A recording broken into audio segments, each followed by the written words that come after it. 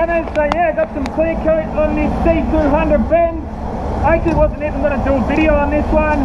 It was literally like a last second decision. I'm like, yeah, why not? I'll show the Gunners the latest gun I've got. So it's the DeVilbiss Camo DPI Pro Lot. I got the 187 of 200. Yeah, and it don't start. It's the 187 on a C200 Benz.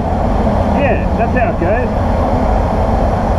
So probably most people won't get that if you don't know your old school Dr. Dre rap. That's one. I think it's like a Dr. Dre and Snoop Dogg song. This is 187 on an undercover car. Yeah, so the main reason I wasn't going to do a video on this is because how dare you do a blend of distillers and you have. I'm like, yeah, whatever, man. I'll do a blend if I have to do a blend. There was actually a couple of chips on the front edges of here, so I just thought, yep, let's just blend it. It wasn't even on the job sheet. Sometimes you just got to take painter's initiative and do these things. Get in there, get the job done, and no bitching about it, you know. So this one here, I started at after lunch, so it was like 12:30, and it's nearly 4 o'clock now, so yeah boy, pumping them out.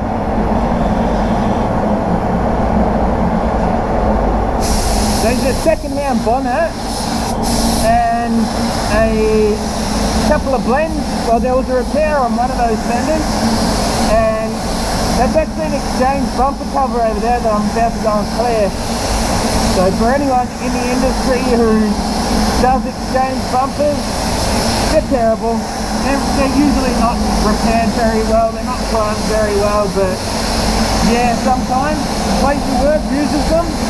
You need to be out to insurance companies and stuff like that. It's not my decision. If it was up to me, I'd be putting new panels on everyone's cars, but hey, you know, at the end of the day, it could be the difference in between this car being written off, you know what I mean? Like a brand new original bonnet on these days, man, they're not cheap. You know, you can usually pick up a second-hand one for probably half the price of a brand new one. So we had a few filler repairs to do up the front. Yeah, scuff the inside down and yeah, all good. But these changeover bars, man, they're really not good. Half the time you spend just rubbing out the orange peel. They just use really poor quality primer, and they don't apply it wet enough, they don't put enough on, so you stand through and then you've got a spot prime here and there, and it's just a bit of a headache really. I mean, this one should look fine when it's done, but the amount of time and effort it takes you to get there, so it's a lot more than just, obviously, than it is when you're down a new bumper down, but it's all good. Life goes on, mate. I can't remember who did that song, but I like the lyric, and it's like a Bryan Adams song. It goes, ain't no use in complaining when you've got a job to do. I've always liked that song. I do see too many people whinging and complaining, and oh, these guys didn't do their job, but just get it done, man. You're just going to cause yourself headaches, and it's not going to get the job done. You know, you sitting around complaining about whatever is not going to get the job done. So yeah, there's no use in complaining when you've got a job to do. So when I actually got this done, Spray Guns Direct again sent it out, and thank you again to you guys. You've been very generous to the channel over the years, and I'm very appreciative of it. They sent the gun out, and I've got a T110 sent out with it, and I sprayed a few jobs with it, and they were coming up looking too good, if that makes sense. They were looking too flat. Like I did this Mercedes-Benz yesterday, just a single panel of door, and I sprayed it with this gun with the T110 on it, and it just looked wrong. Like, I really wasn't actually happy with the job because it was too flat. So yeah, T110, probably just going to sit there most of the time because I can't go and make customers' cars look too good. Yeah, I mean, you can't go and have two panels looking dead flat and then the rest of the car looking orange clearly. It's a dead giveaway that the car's being refinished. Our job is to return the vehicle to pre-accident conditions, not to make them look as good as we can, you know. Because we can paint cars to look a hell of a lot better than factory, but if you do that, then what you've painted is just going to look, out of place. So let's get a quick coat of clear on the inside of this bonnet. This bonnet here does actually have clear on the inside. Not all of them do, but this one does. Let's check. One coat's all they need on the inside. I'm sure that's all they do from factory. Well, they don't even get the inside of your panels covered from factory, which seems a little bit cheap to me, but I don't know, you pay enough money for a car brand new that you think they'd, I don't know, at least put enough paint on it. But at the end of the day, cars these days, they're not built to last. They want to sell you a car, you keep it for 10 years and then go buy a new one. That's how it is.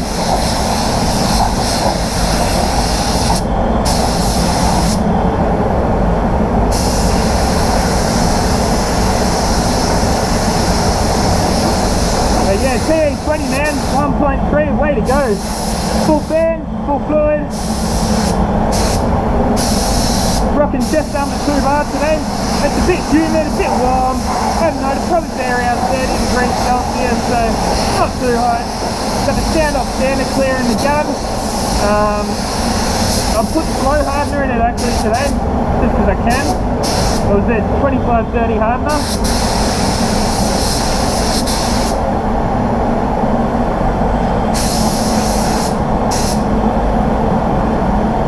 On the close side down here, but we'll make it work.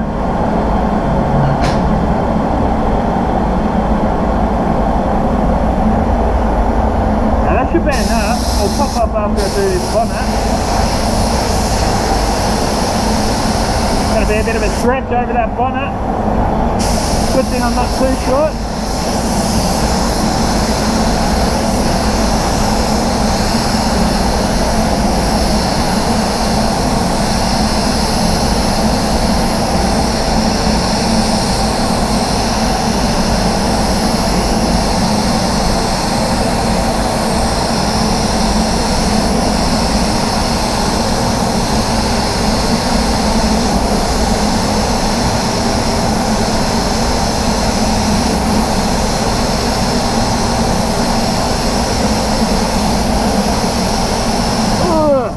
Stretch there.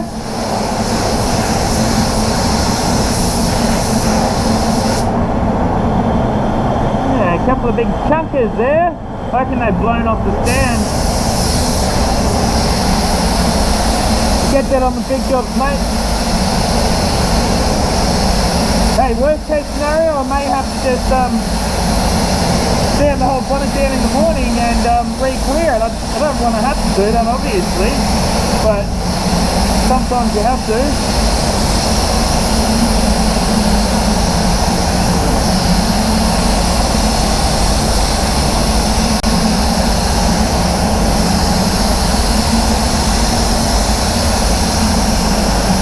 I reckon that's falling from the roof, man, it is. It's around this time of year, these filters in the roof get blocked up.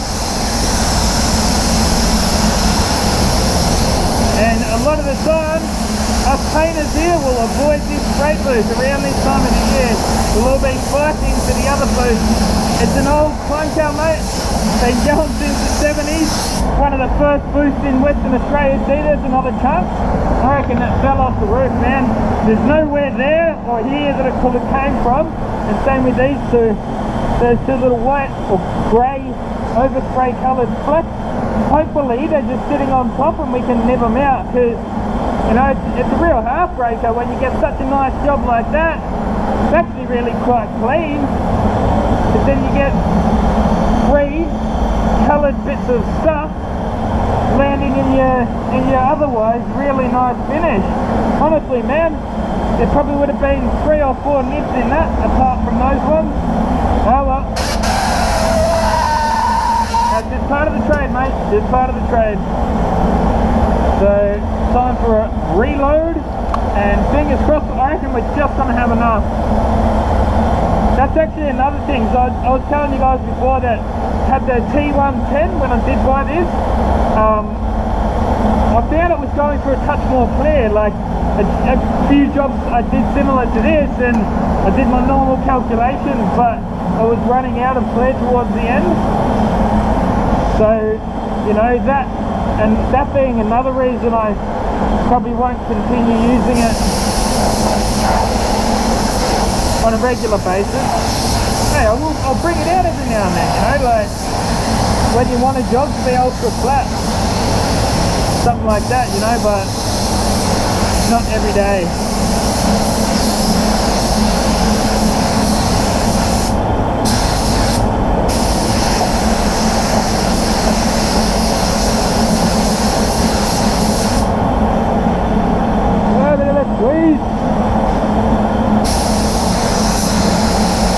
But yeah, I mean, you'd struggle to fit all these parts in that next booth, in a smaller booth. You could do it, and I have done it before. I've done full front enders, but it's just that little bit smaller, so I do usually like this booth, but when it starts dropping stuff from the roof like you just saw, it's really not good. I think I told you guys last year, but I'll say it again, like, this booth, the inlet, for all the air that comes through those filters, the inlet is on the inside of the workshop, and it's a dusty workshop. You know, we don't have prep bay, so a lot of the time, you know, we don't even use the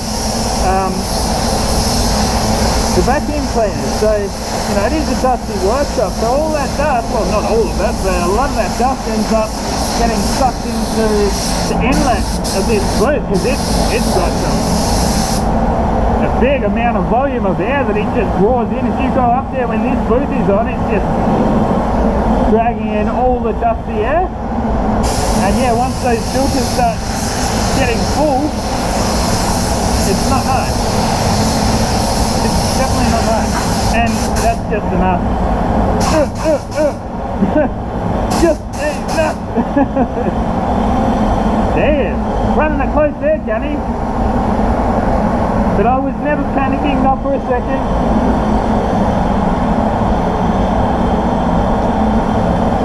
Yeah.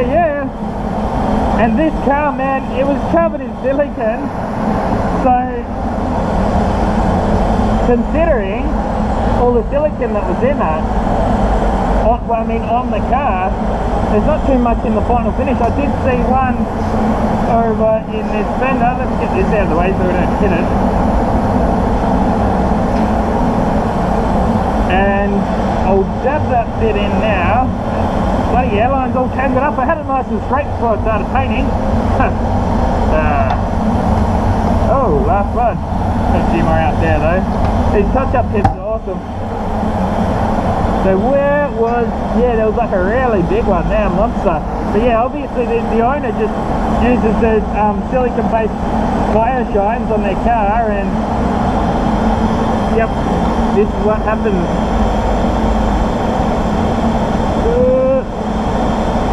Shaky hand, not too much. Not as bad as when I used to be a drinker.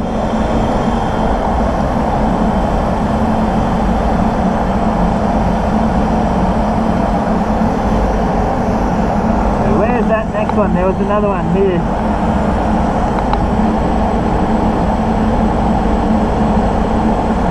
Yeah, we'll just use the tungsten on that when that's nice and dry in the morning. Shave it down.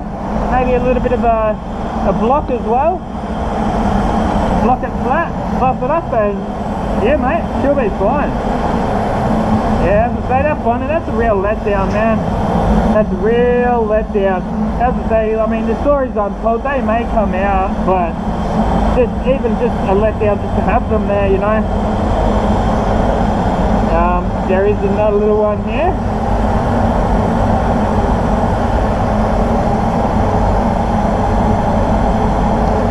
Yep. Any more while I got it out? got to get your eye in on the light. Show them up. Hey, there's a few nets there, one or two little ones, but I call that a acceptable job. At least by my standards anyway. I'm sure most people would agree. Another two little ones down there. And that's, yeah, another one here. If you're ever in like a real hurry, and it's like you're out the back polishing, you can actually do this with super glue. But you've obviously got to wait until the clearance itself is nice and dry. So the next day, if you're polishing and you find a last minute bit of silicone, put a bit of super glue in there, leave it for 10 minutes, tungsten it, and polish it up. Actually, surprisingly, it actually does quite a good job. Anyway, that's us. It's nearly my home time. I've got to clean these gums out and get the hell out of here. Whoop, whoop. That's a nice finish, eh? C200 all the way. See, that's why I still reckon it's my #1 gun, man. I still call that my #1 gun, the old Pro Light.